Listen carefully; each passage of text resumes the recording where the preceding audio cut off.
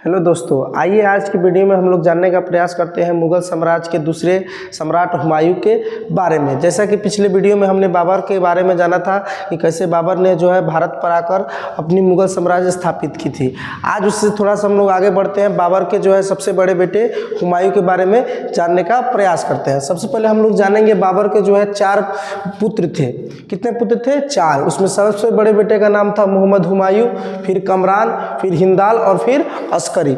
बाबर के मरने के बाद जो है दिल्ली की गद्दी पर मुगल साम्राज्य के जो अगले सम्राट बनता है वो कौन बनता है? हुमायूं बनता है। हुमायूं का जो पूरा नाम था उसका नाम था नासिरुद्दीन मोहम्मद हुमायूं। और इसके बाबर हुमायूं जी के जो पिता थे उनका नाम क्या था? बाबर।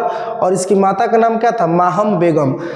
हुमायूं का जो जन्म हुआ था वो 6 मार्च 1908 ईस्वी को जो है काबुल अफगानिस्तान में हुआ था।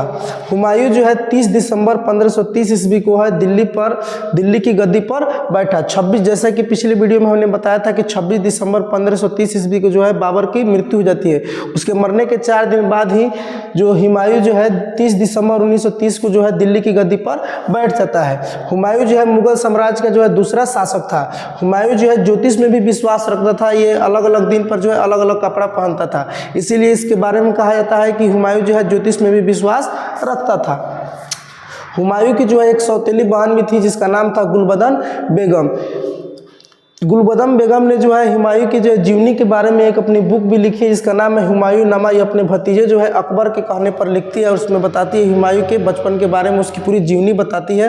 कौन बताती है? तो कभी भी क्वेश्चन आएगा कि हुमायूं नामा किसने लिखा है, तो उसकी एक सौतेली बहन थी जिसका नाम क्या था? गुलबदन बेगम। हुमायूं की कई पत्नियां थी जिनमें उसकी सबसे जो फेवरेट बीवी थी यानी कि पसंदीदा बीवी थी, उसका नाम क्या था? हमीदा बानो बेगम।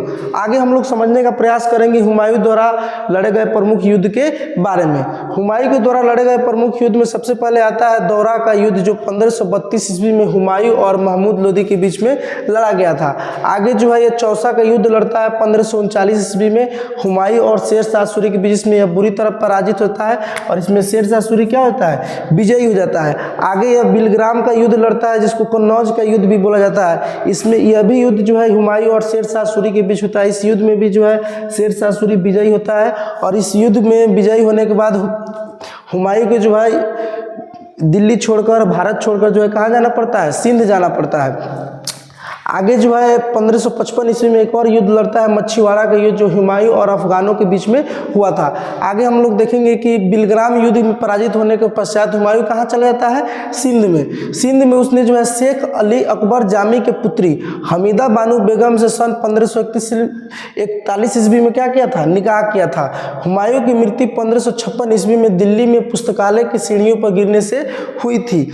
आगे के वीडियो में हम लोग जानेंगे कि हुमायूं के कितने पुत्र थे, अकबर कैसे उसके बाद हुमायूं के मरने के बाद दिल्ली गद्दी पर शासन करता है। तब तक के लिए धन्यवाद।